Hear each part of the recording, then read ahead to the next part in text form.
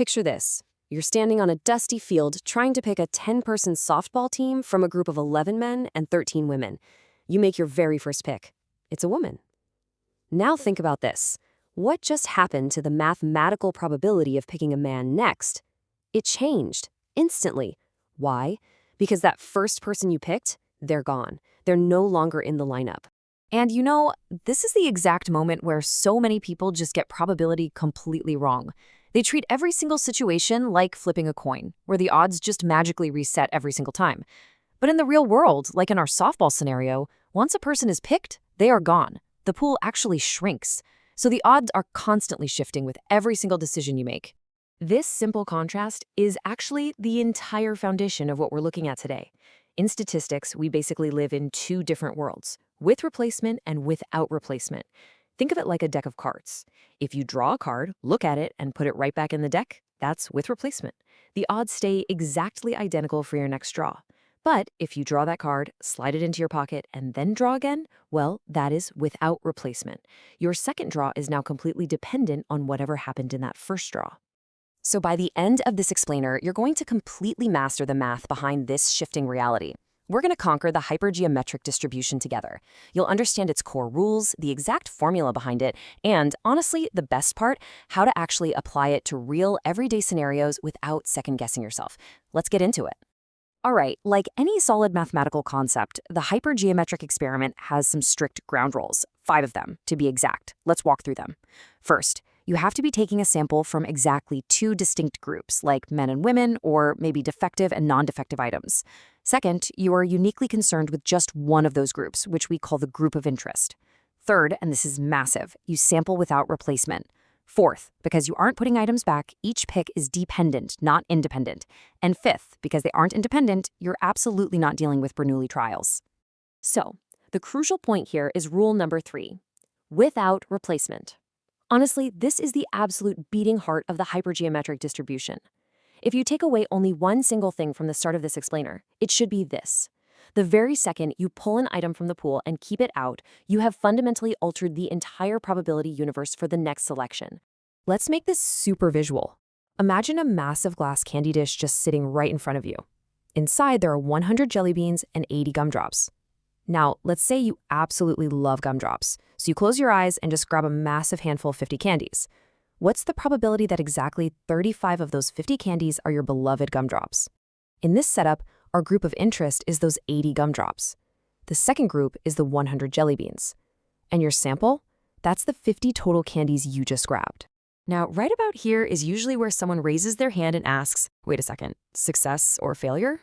Gumdrop or jelly bean? Isn't this just a standard Bernoulli trial? Can't we just use the binomial distribution we already know? No, definitely not. And this is a huge trap you have to avoid. See, Bernoulli trials absolutely require independent events. If you flip a coin, that coin doesn't remember the last flip, right? But when you grab a handful of candy, every single time a gumdrop enters your hand, there is literally one less gumdrop in the dish for the next candy you grab. The odds are constantly changing. These events are deeply mathematically dependent on one another.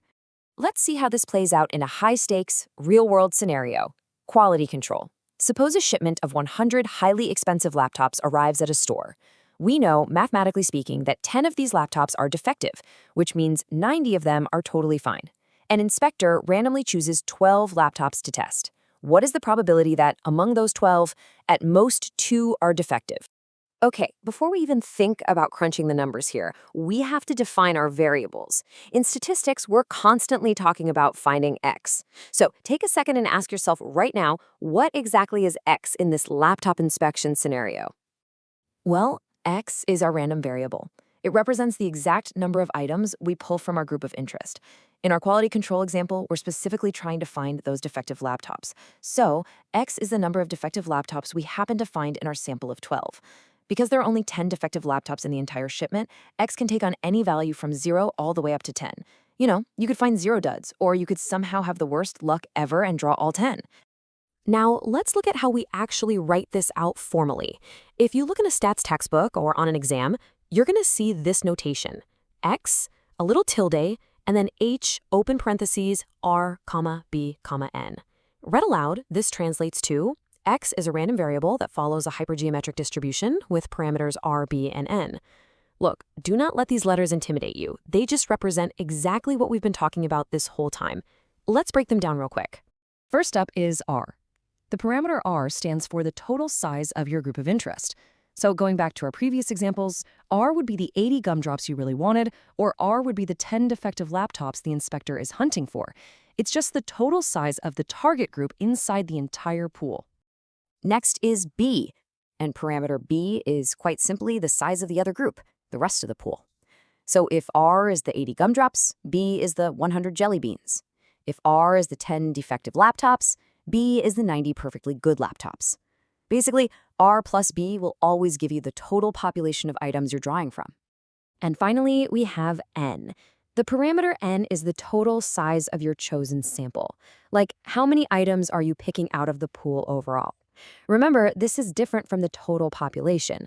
In the candy dish, N was your big handfuls of 50 candies. In the laptop scenario, N was the 12 laptops the inspector took off the pallet to test. Let's completely lock this into our brains with a practical, everyday example. Imagine you're picking a 4-person school site committee. Your candidate pool consists of 6 men and 5 women. You want to know the probability that exactly 2 men end up on the committee.